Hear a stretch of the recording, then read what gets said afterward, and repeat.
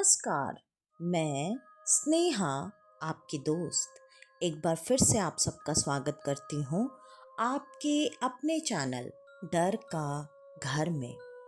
आज जो कहानी मैं आप सबके लिए लेकर आई हूँ, उस कहानी को सुनने के बाद हम सबको ये बात सोचनी पड़ेगी कि हम जिससे भी दोस्ती कर रहे हैं उससे हमें दोस्ती करनी चाहिए या नहीं।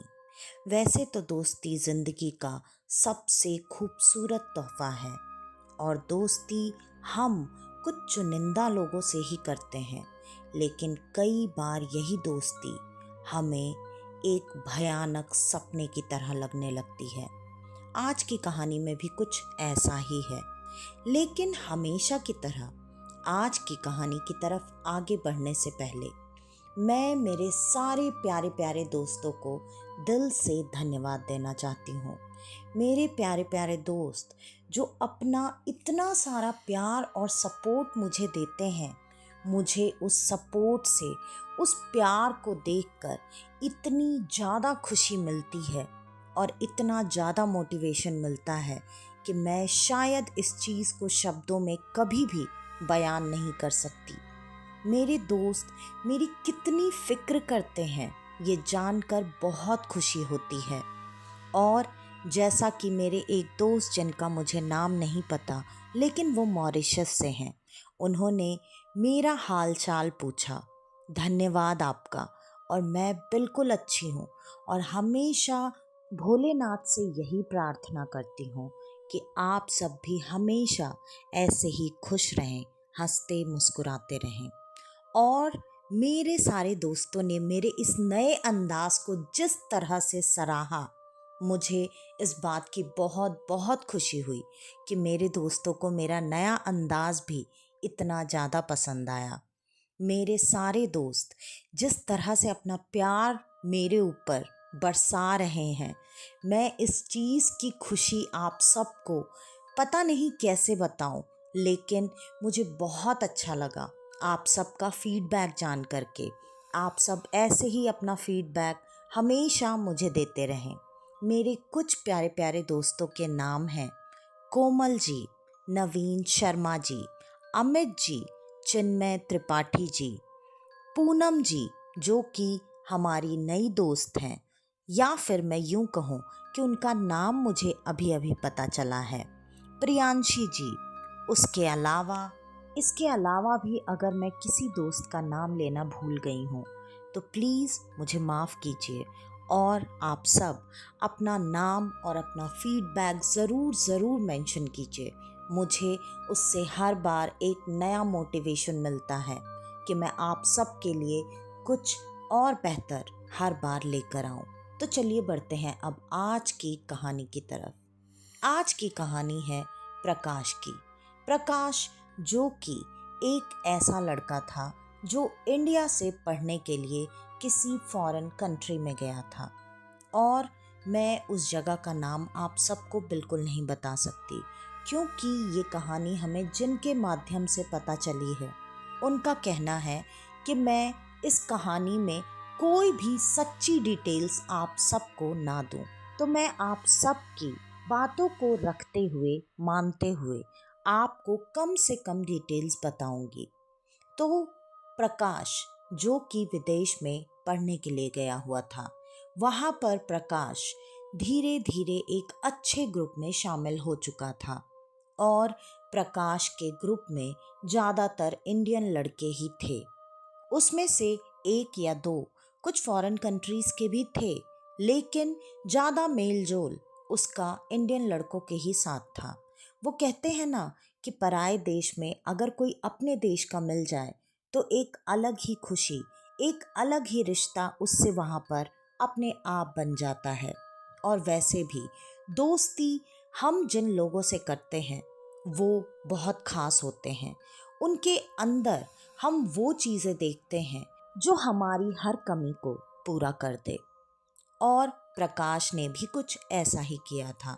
प्रकाश की पढ़ाई अच्छी चल रही थी, लेकिन उसके कॉलेज में एक लड़का आया जो कि सेशन के मिड में आया था, और वो लड़का साउथ अफ्रीका के एक छोटे से जगह से आया था।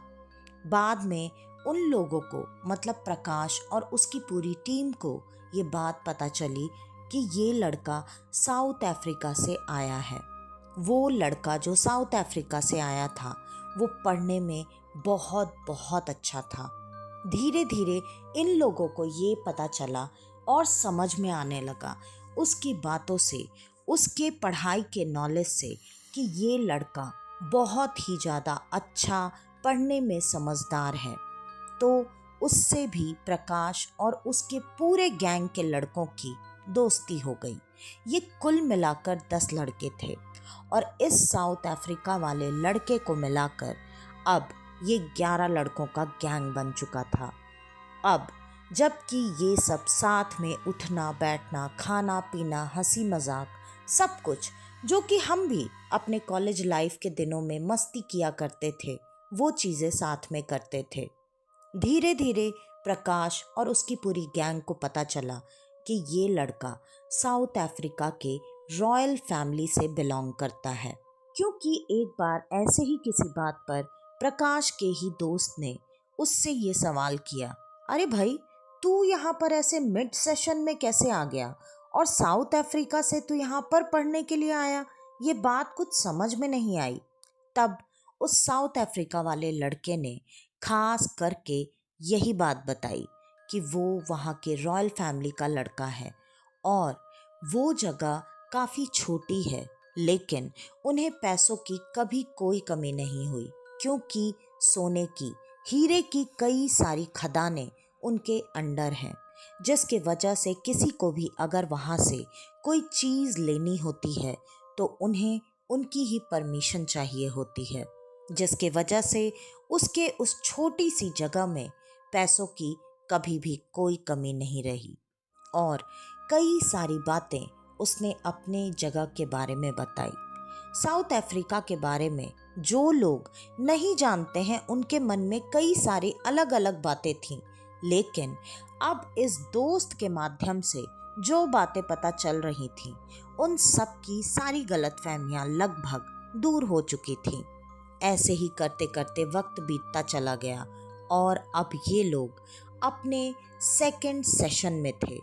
अब इनकी गर्मी की छुट्टियां आने वाली थीं और उन छुट्टियों में इन लोगों ने प्लान किया कि क्यों ना हम इस बार इसी के घर जाएं और रॉयल फैमिली कैसे रहती है, क्या क्या चीज़ें करती हैं, ये चीज़ें हम भी नज़दीक से एक बार देखें और एक्सपीरियंस करें।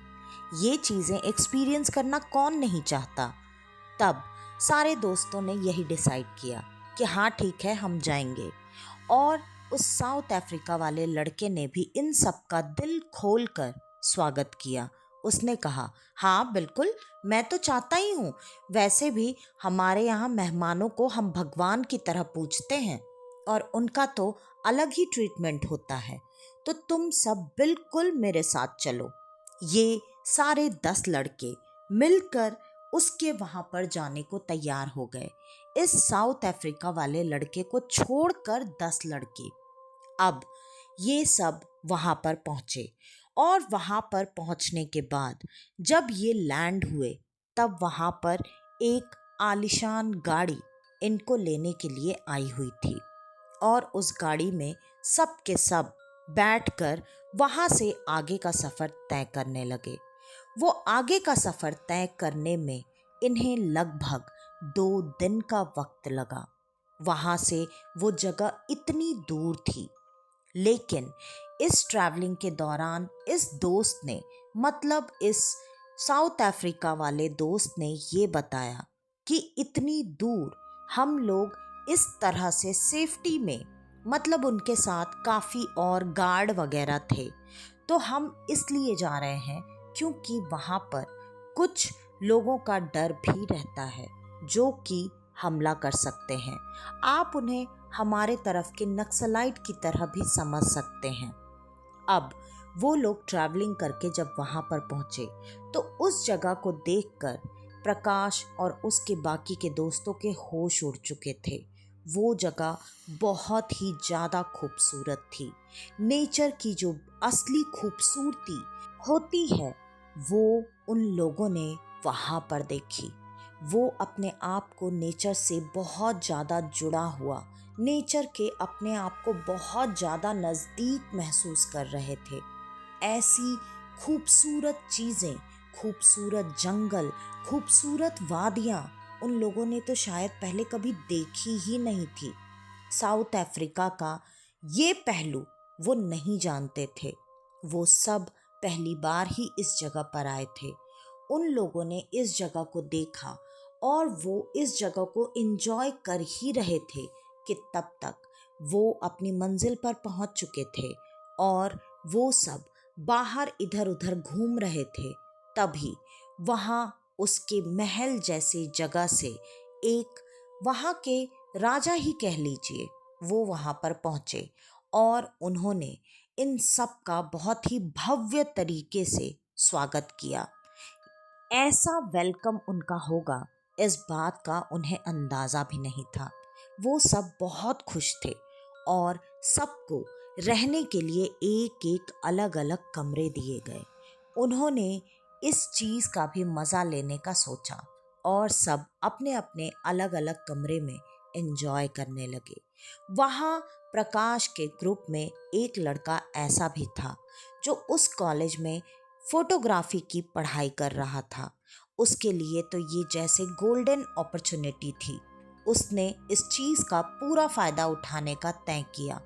शाम में इन सबको एक बड़ी दावत दी गई और उस दावत में इन्होंने मटन पकाया और उस मटन को सामने लाकर रखा गया। उस मटन को देखते ही प्रकाश ने ही सबसे पहले सवाल किया कि ये सच में मटन है भाई या कुछ और ही खिला रहे हो? तब उस साउथ अफ्रीका वाले दोस्त ने तुरंत कहा, नहीं ये मटन तो नहीं है, लेकिन कुछ अलग है, तुम लोग ट्राई करके देखो, तुम्हें बहुत पसंद आएगा। तब प्रकाश के एक दोस्त ने तुरंत सवाल किया, अरे यार भाई मटन नहीं खिला रहा है तो क्या खिला रहा है, कहीं कुछ उल्टा पुल्टा मत खिला देना।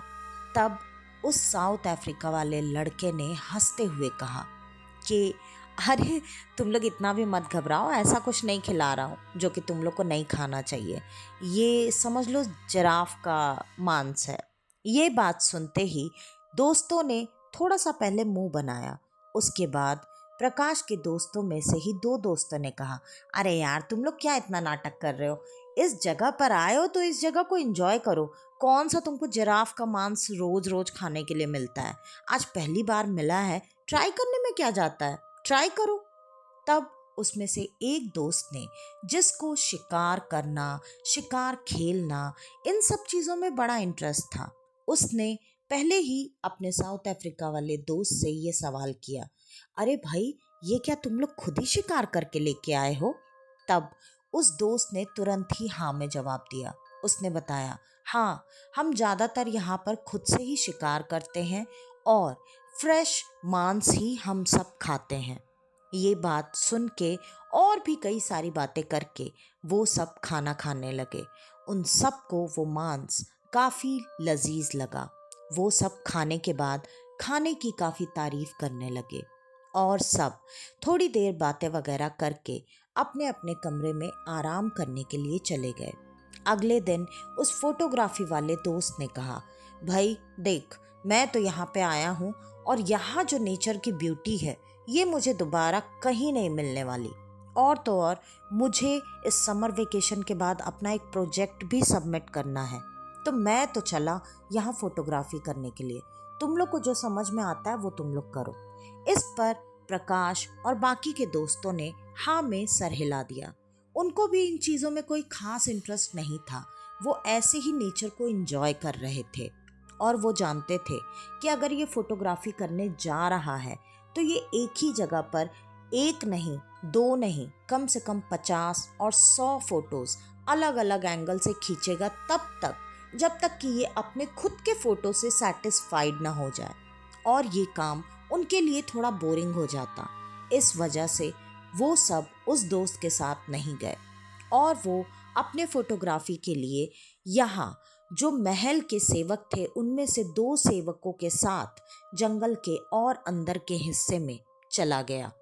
अब बाकी के सारे दोस्त अपने अपने अलग अलग चीज़ों में लग चुके थे और वो सब इतनी ज़्यादा मस्ती कर रहे थे कि पूरा दिन कब और कैसे बीत गया ये उन्हें पता ही नहीं चला।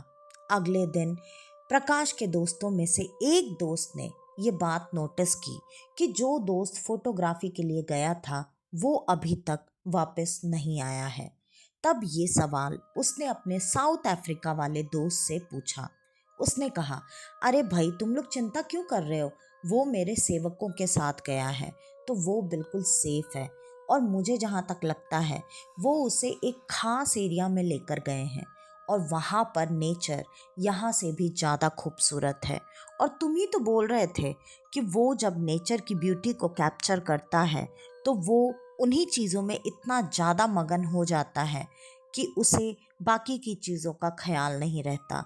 तो तुम लोग चिंता मत करो, उसका खाना पीना और बाकी की सारी चीज़ें मेरे सेवक देख लेंगे, उसे जब आना होगा तो वो आ जाएगा।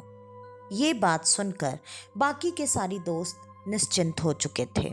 उन सब ने यही कहा, हाँ ठीक है यार, आया है उसको उसके तरीके से एंजॉय करने दो। और फिर आज जो दोस्त को शिकार का बहुत ज़्यादा शौक था उसने अपने साउथ अफ्रीका वाले दोस्त से ये रिक्वेस्ट किया कि मुझे वो जगह दिखाओ जहाँ पर तुम लोग शिकार करते हो और मैं भी चाहता हूँ कि मैं भी शिकार करूँ। मुझे भी एक बार ये एक्सपीरियंस ज़रूर लेना है। और इसमें भी बाकी के दोस्तों को कोई इंटरेस्ट नहीं था, तो बाकी के दोस्तों ने भी उसे यही कहा कि हाँ ठीक है, इसको लेके जाना है तो लेके जाओ। अब इस बार वापस से उसके दो सेवकों के साथ उस प्रकाश के शिकार खेलने वाले दोस्त को भेज दिया गया और वो भी जंगल के एक और अलग हिस्से में शिकार खेलने के लिए जा चुका था। अब यहाँ पर बाकी के दोस्त हमेशा की तरह अपनी बातचीत और मस्ती में लगे हुए थे और अब उन दोस्तों को गए हुए 3 दिन से ज़्यादा बीत चुके थे। ये मतलब प्रकाश और उसके बाकी के बचे हुए दोस्त बार बार लगातार उनको फ़ोन करने का ट्राई कर रहे थे। तब उस साउथ अफ्रीका वाले दोस्त ने बताया कि देखो ये जंगली इलाका है, यहाँ पर तुम जो नेटवर्क के लिए ट्राई कर रहे हो वो जंगल के जिस हिस्से में गए हैं वहाँ पर नेटवर्क मिलना नामुमकिन है। तो तुम लोग इतना चिंता क्यों कर रहे हो, तुम लोग भी तो रिलैक्स करने आए हो ना, तो रिलैक्स करो ना, क्यों इतना परेशान हो।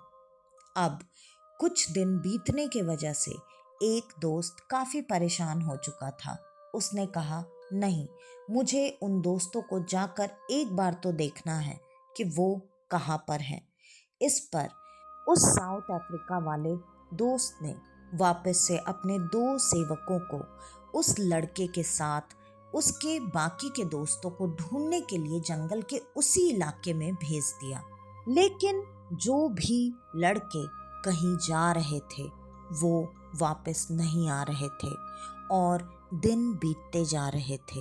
धीरे धीरे करके अब लगभग ये सिर्फ 4 लड़के बचे हुए थे। सारे लड़के किसी न किसी वजह से जंगल में जाते और वो जंगल में ही रह जाते। लग रहा था जंगल उन दोस्तों को निगलता जा रहा है। अब इन चारों दोस्तों को अपने बाकी के 6 दोस्तों की काफ़ी चिंता होने लगी। उन्होंने अब इस बात पर जोर देना शुरू किया कि क्या बात है, वो सब ऐसे जाते हैं और वापस नहीं आते, ऐसा कैसे हो रहा है, मुझे नहीं पता, लेकिन हम सबको अब मिलकर हमारे दोस्तों को ढूंढना चाहिए। लेकिन इस साउथ अफ्रीका वाले लड़के ने, मतलब राजकुमार ने, अब ये बात कही कि नहीं, तुम लोग क्यों इतना परेशान हो रहे हो। अब प्रकाश जिद पे अड़ चुका था। प्रकाश ने साफ साफ कहा, नहीं, तुम हमारे दोस्तों को बुला दो, हमें ना यहाँ पर कुछ ठीक नहीं लग रहा है और मेरी तबीयत भी ठीक नहीं लग रही है और अब मुझे ऐसा लगता है कि हम लोग को वापस जाना चाहिए। तब उस राजकुमार ने जवाब देते हुए कहा, क्यों, तुम लोग तो जब यहाँ आए थे तो इस जगह की बहुत तारीफ कर रहे थे। तुम लोग को ये जगह, नेचर और सब कुछ इतना ज़्यादा पसंद आ रहा था कि तुम लोग तो यहीं पर रुकने और बसने के बारे में सोच रहे थे। अब क्या हो गया? अब आज उस राजकुमार का लहजा थोड़ा बदल चुका था और वहीं पर उसके पिता भी खड़े थे।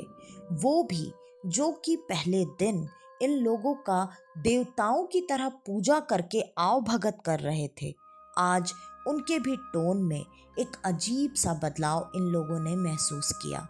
और ये सब बार बार अपने दोस्तों को ढूंढने की, उनसे मिलने की बात कर रहे थे। इन लोगों ने इस बात पर जोर देना शुरू कर दिया कि तुम किसी भी हालत में उनको ढूंढ कर लाओ और अब हमारे लिए टिकट का इंतज़ाम करो, हमें यहाँ से जाना है। और अगर तुम इतना नहीं कर सकते तो हमें बस एयरपोर्ट तक पहुँचा दो, हम यहाँ से चले जाएंगे। सारी बातें जब अब राजकुमार और उसके पिता को उसके कंट्रोल से बाहर लगने लगी, तब राजकुमार के पिता ने तुरंत ही आंखों से इशारा किया और उनके सारे बाकी के सेवक वहां पर इकट्ठा होकर उन चारों लड़कों को पकड़ चुके थे, इस तरह से जैसे वो कोई कैदी हो। उन्होंने छटपटाना शुरू कर दिया और चिल्लाना शुरू कर दिया कि छोड़ो हमें, हमें जाने दो यहाँ से, तुमने हमें ऐसे क्यों पकड़ रखा है। और वो राजकुमार का नाम ले लेकर उन्हें छोड़ने के लिए कह रहे थे। तब उसके पिता आगे आए और उन्होंने कहा, इतने दिन से तुम लोग जो ये सोच रहे हो कि तुम्हारे दोस्त फोटोग्राफी करने गए हैं, शिकार खेलने गए हैं और तुम यहाँ जो मांस रोज इतने मज़े से स्वाद ले लेकर खा रहे हो, तुम्हें पता है वो क्या है? वो तुम्हारे खुद के दोस्तों का मांस है। अब ये बात सुनकर उन चारों दोस्तों के पैरों के नीचे से ज़मीन निकल चुकी थी। वो तो इस बात पर भरोसा ही नहीं कर पा रहे थे कि क्या वो सच में इतने दिनों से अपने दोस्तों को खा रहे थे। ऐसा कैसे हो सकता था? तब आगे की बात उन्होंने कहते हुए कहा कि तुम्हें नहीं पता, लेकिन हमारा राज्य और हमारा रुतबा हमेशा बना रहे, जिसके वजह से हम काली विद्या की पूजा करते हैं, मतलब काला जादू करते हैं। और हम साल में 11 बलि अपने शैतान देवता को चढ़ाते हैं, जो कि तुम लोगों ने यहाँ आकर हमारी समस्या ही दूर कर दी। तुम खुद 10 के 10 यहाँ पर चल कर आ गए और एक का इंतज़ाम तो हम बड़े आराम से कर लेंगे। और उन्होंने बाकी की बातें भी बताई। उन्होंने कहा कि हमने पहले दिन से ही तुम सबको धीरे धीरे खुद से ही लालच देकर गायब करना शुरू किया और तुम्हें तो इस बात की भनक भी नहीं लगी। अब ये सारी बातें वो सुन तो रहे थे, लेकिन वो मानते कैसे? लेकिन ये सब सच था। उन्होंने एक उम्मीद भरी नज़रों से राजकुमार की तरफ देखा और वो भी अब एक शैतानी हंसी हंस रहा था, ऐसे जैसे कि वो दोस्त नहीं, उन सब के लिए एक माया जाल बनकर वहाँ पर गया था, शायद उन सब को यहाँ शिकार बनाकर ही लाने के लिए। अब वो चारों दोस्त ना कुछ बोलने के हालत में थे और ना ही कुछ करने के हालत में। उन सबको तुरंत ही बांध कर एक जगह जंगल में ले जाया गया, जहाँ पर एक गुफा थी और उस गुफा के अंदर उन चारों को बांध कर वहाँ पर फेंक दिया गया। अब वो सब वहाँ पर जब पहुँचे तब उन्होंने देखा वहाँ पर एक बड़ी विशाल सी भयानक सी मूर्ति थी, जिस मूर्ति को देखकर लग रहा था जैसे शायद वो मूर्ति अभी ही जिंदा हो जाएगी। ये जो नज़ारा था उनके लिए ऐसा था जैसे काटो तो खून नहीं। वो इन बातों पर ना चाहते हुए भी अब भरोसा करने पर मजबूर हो चुके थे। वो सब चाहते थे वो किसी तरह यहाँ से निकल जाएं, लेकिन उस गुफा में उन्हें घुसते ही कुछ अजीब सा आभास हो रहा था और थोड़ी ही देर में उन्हें उनके दोस्तों की आवाज़ें आने लगी। वो बार बार उन्हें मदद के लिए पुकार रहे थे। वो कह रहे थे, प्लीज़ हमें यहाँ से आज़ाद कराओ। तुम लोग हमें बचा तो नहीं पाए, लेकिन हमारी मदद करो। हमें यहाँ से आज़ाद कराओ। ये मरने के बाद भी हमें बहुत तकलीफ दे रहा है। कुछ करो हमारे लिए। और ऐसे ही वो लगातार दर्द से कराहते, चीखते, चिल्लाते। उनकी आवाज़ें इतनी साफ साफ थीं मानो जैसे वहाँ उस गुफा में ही वो मौजूद हों। अब ये चीज़ें सुनने के बाद इन चीज़ों को ना मानना ऐसा तो हो ही नहीं सकता था। अब वो सारे दोस्त लगातार रो रहे थे।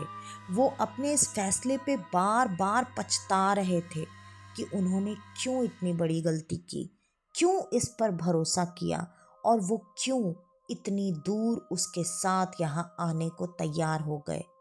अब वो कर भी क्या सकते थे। बारी बारी वो सब अब एक दूसरे की शक्ल देखते और एक दूसरे को दिलासा देते कि कुछ नहीं होगा, सब ठीक हो जाएगा, चिंता मत करो।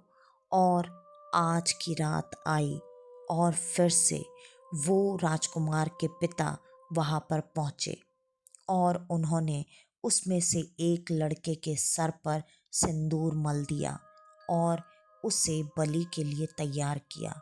उसे बलि की बेदी पर लिटाकर वो ज़ोर ज़ोर से ढोल नगाड़े बजा रहे थे और ढोल नगाड़े बजाते हुए लगातार उनके मंत्रों के जाप चल रहे थे, जो कि एक अलग ही भाषा में थे।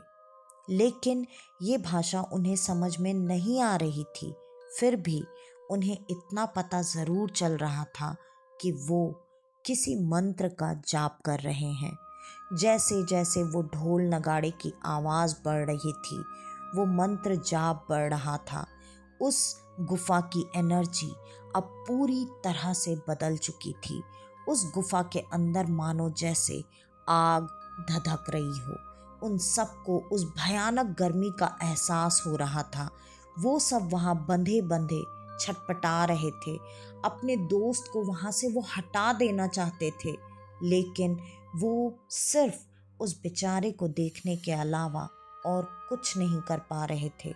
उनकी आंखों से लगातार आंसू गिर रहे थे और तब तक उनकी नज़र उस भयानक बड़े से शैतान की मूर्ति पर पड़ी। अचानक उन्हें ऐसा लगा जैसे उसने पलकें झपकाई हों और जैसे जैसे ये मंत्र चैंटिंग और ढोल नगाड़े की आवाज़ बढ़ने लगी, वैसे वैसे उस शैतान ने खुद को जैसे जागृत कर दिया। उसमें अचानक से पता नहीं कैसे एक रोशनी सी आकर समाई और वो वहाँ से चलकर, मतलब जहाँ वो खड़ा था वहाँ से वो चलकर खुद आया और उस बलि के बेदी पर लेटे हुए उस दोस्त को एक गुड़िया की तरह उठाया और उसके गर्दन को धड़ से अलग कर दिया और उसके गर्दन को तुरंत ही मुंह में रखकर, मतलब उसके सर को मुंह में रखकर ऐसे कचर कचर चबा के खा गया मानो जैसे वो कोई गाजर मूली हो। और ये नज़ारा देखकर वो दोस्तों में से दो दोस्तों बेहोश हो गए। प्रकाश उल्टियाँ करने लगा और कुछ भी वो नहीं कर पाए। तुरंत ही पूरा माहौल शांत हो चुका था। उस सर को भोग की तरह ग्रहण करने के बाद बाकी बचे हुए धड़ को वो वहाँ पर प्रसाद के समान रख कर चला गया और इसी धड़ को वो मांस को बनाते थे और इन सब को भी खिलाते थे और खुद भी खाते थे, क्योंकि वो उनके लिए उस शैतान का प्रसाद होता था। अब इनके सामने सारी बातें थीं। इनके लिए भी खाना लाया गया, लेकिन अब इतना कुछ देखकर, इतना कुछ जानकर कौन सा ऐसा इंसान होगा जो कि ऐसे किसी खाने को मुंह से भी लगा ले। इन तीनों ने भी उस खाने को खाने से इनकार कर दिया। लेकिन इन सब को इससे क्या फ़र्क पड़ता था। उनके लिए तो ये बस बलि के बकरे थे, जो खाएं या ना खाएं उन्हें तो बलि चढ़ना ही था। अब ये सब धीरे धीरे अपने मौत का इंतज़ार कर रहे थे, और अब जैसे जैसे दिन बीतते जाते वैसे वैसे एक एक करके सारे दोस्तों की बलि वैसे ही चढ़ाई जाती थी। अब आखिरकार सिर्फ और सिर्फ एक लड़का बचा हुआ था, जो था प्रकाश। प्रकाश अब इतनी सारी चीज़ें और इतनी लगातार मौतें अपने आँखों के सामने देखने के बाद पूरी तरह से टूट चुका था। लेकिन प्रकाश को किसी भी तरह से अपने अंदर हिम्मत बनाए रखनी थी, क्योंकि उसके दोस्तों ने उसके लिए जो किया था उस पर वो ऐसे गिव अप करके अपनी हिम्मत हार कर उन्हें हरा नहीं सकता था। उसके दोस्तों ने बारी बारी वहाँ पर बंधे होने पर उसके लिए धीरे धीरे कोशिश कर कर के, कभी मुंह से कभी हाथ से, वो उसकी रस्सियों को ढीला करते, क्योंकि उनकी बस एक ही चाहत थी कि हम मरे तो मर जाएं, क्योंकि हम सब यहाँ से बाहर एक साथ निकल नहीं सकते। इसलिए हम तुम्हारी मदद कर रहे हैं, तुम यहाँ से बाहर निकलो किसी भी हालत में, ताकि तुम इस जगह की सच्चाई लोगों को बता सको और लोग ये समझ सकें कि वो कभी भी किसी पर ऐसे भरोसा ना करें। उन्होंने प्रकाश की रस्सी अब इतनी ढीली कर दी थी कि वो लगभग खुल चुकी थी। आज आखिरी रात थी, मतलब प्रकाश की बलि की रात। और प्रकाश के जो दोस्त थे उसमें से एक दोस्त ऐसा था जिसका दिमाग इतना ज़्यादा शार्प था कि वो अगर किसी भी चीज़ को देख लेता तो वो उसे पूरी तरह से याद हो जाया करती थी।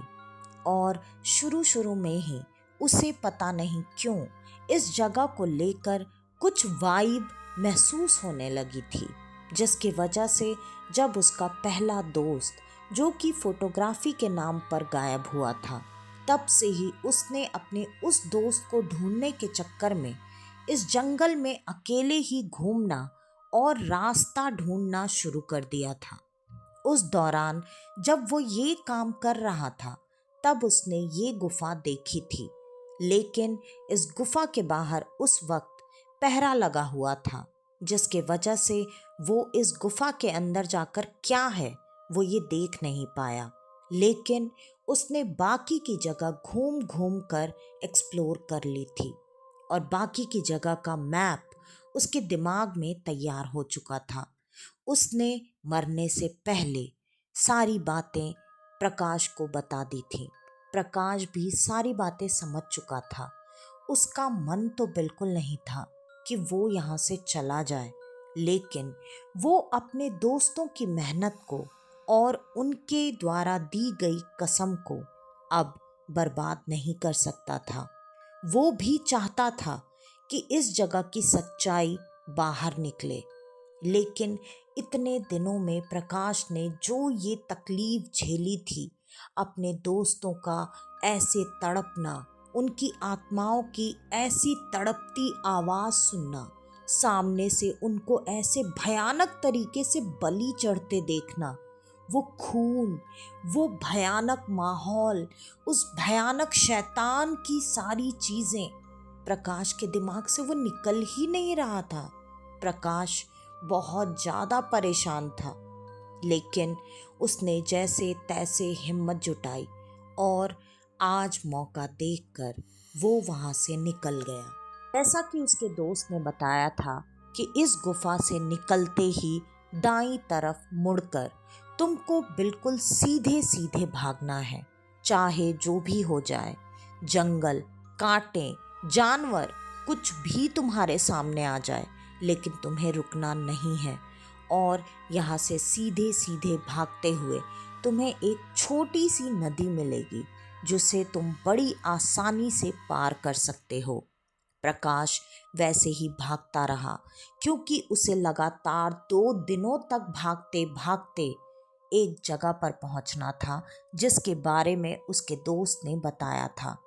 प्रकाश भूखा प्यासा भी था। उसकी हालत बहुत खराब थी।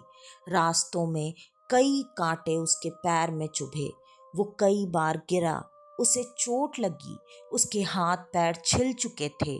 पैरों में ऐसी हालत थी कि शायद अगर उसकी जगह कोई नॉर्मल इंसान होता तो वो एक कदम भी नहीं चल पाता।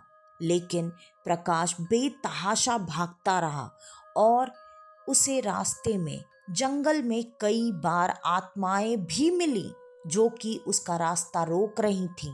वो नहीं चाहती थी कि वो किसी भी हालत में उस जंगल से निकल जाए, लेकिन इसमें भी उसके दोस्तों ने उसकी मदद की, या यूं कहूँ कि उसके दोस्त की आत्माओं ने उसकी मदद की। उन लोगों ने उसे उस जगह तक सुरक्षा दी जिस जगह तक उनकी सीमा थी।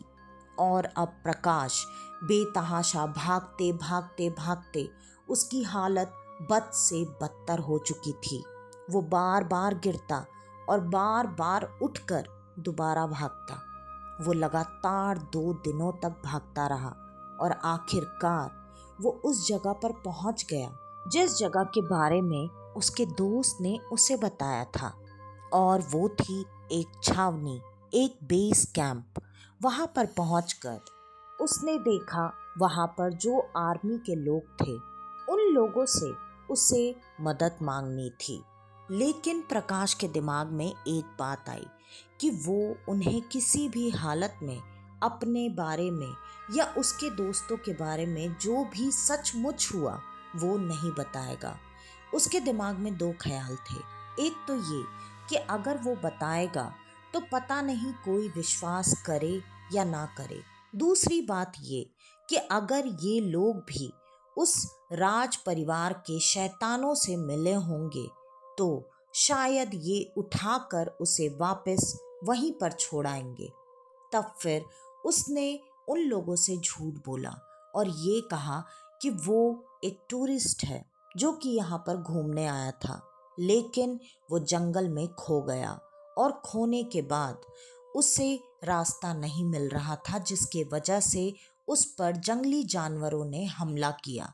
और उसी हमले की वजह से और इतने दिनों तक जंगल में भटकने की वजह से उसकी ऐसी हालत हो चुकी है। और उसने उन लोगों से मदद मांगी। उन लोगों ने भी उसकी मदद बड़े आराम से कर दी। वो उसे वहाँ एयरपोर्ट तक खुद ही लेकर गए और उन लोगों ने ही उसके टिकट का भी इंतज़ाम कर दिया। और अब वो वहाँ से वापस आने के लिए फ्लाइट में बैठ चुका था। फ्लाइट में बैठने के बाद भी वो लगातार भगवान का नाम जप रहा था, क्योंकि अभी भी उसे ये डर था कि कहीं वो लोग यहाँ तक ना पहुँच जाएं और उसे दोबारा वहाँ लेकर ना चले जाएं। उसका डर सच हो गया। वो लोग सच में वहाँ पर पहुँच चुके थे और वो लोग उन्हीं आर्मी के लोगों के साथ थे जिनसे प्रकाश ने थोड़ी देर पहले मदद मांगी थी। लेकिन शायद भगवान ने उसका साथ दिया और जब तक वो लोग वहाँ पर पहुँचे तब तक फ्लाइट टेक ऑफ कर चुकी थी। प्रकाश जैसे ही हवा में उड़ा उसके जान में जान आई। उसने भगवान को धन्यवाद किया और फिर वो जैसे तैसे पहले तो उस जगह पर पहुंचा जहां पर वो पढ़ने के लिए आया था, और फिर उसने अपनी बाकी की पढ़ाई भी पूरी नहीं की, क्योंकि ये सदमा उसके लिए इतना बड़ा था कि वो इस चीज़ को इस तरह से भूलकर अपनी पढ़ाई तो पूरी, खास करके वहाँ पर रहकर नहीं कर सकता था। वो उस जगह को छोड़कर वापस इंडिया आ गया और उसकी बोलने की शक्ति कुछ सालों के लिए पूरी तरह से जा चुकी थी, जिसके वजह से प्रकाश कई सालों से, मतलब लगभग 10 सालों से या फिर उससे ज़्यादा वक्त से बोल ही नहीं रहा था। और उसका इस चीज़ के लिए कई तरह से ट्रीटमेंट चला, लेकिन आखिरकार ये पता चला कि उसे कुछ मेंटल प्रॉब्लम है, जिसके वजह से उसकी बहुत लंबे समय से एक साइकाइट्रिस्ट के साथ ट्रीटमेंट चल रही थी। और इसी दौरान उस साइकाइट्रिस्ट ने बहुत ज़्यादा कोशिशें की कि प्रकाश किसी तरीके से बोलना शुरू करे। आखिरकार लगभग 10 सालों बाद प्रकाश ने बोलना शुरू किया, लेकिन उसके मन के अंदर जो चीज़ थी वो चीज़ बाहर नहीं आई थी। आखिरकार उस साइकाइट्रिस्ट ने या उस डॉक्टर ने बहुत कोशिश की और धीरे धीरे पहले उसने प्रकाश के साथ दोस्ती की और फिर उसने प्रकाश से इस बात को निकलवाने के लिए लगभग 6 महीने बाद उसे ये कहा कि अब तो हम दोनों दोस्त हैं, तो तुम अब मुझे अपने मन की बात क्यों नहीं बताते हो। तब इस दोस्त वर्ड को सुनकर प्रकाश फूट फूट कर रोने लगा, जैसे उसके अंदर का ज्वालामुखी फट चुका हो। और फिर इस बात पर उस डॉक्टर ने जोर डालते हुए उससे पूछा, उससे जानने की कोशिश की कि वो जो कि इतने सालों से ना कुछ बोलता था और ना ही कुछ भी रिएक्ट करता था, इस दोस्त वर्ड में या फिर इस दोस्ती शब्द में ऐसा क्या था कि उसके अंदर का ये ज्वालामुखी ऐसे फटा।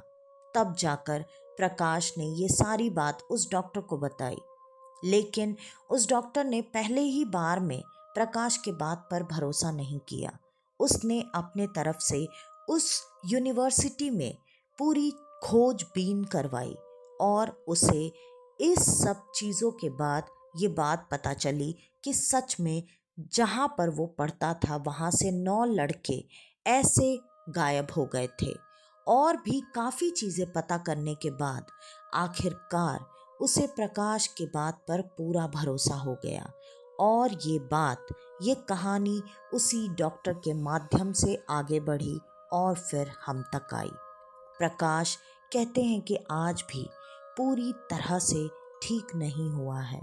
वो आज भी इसी सदमे से जूझ रहा है और आज भी वो डॉक्टर उसकी मदद कर रहे हैं।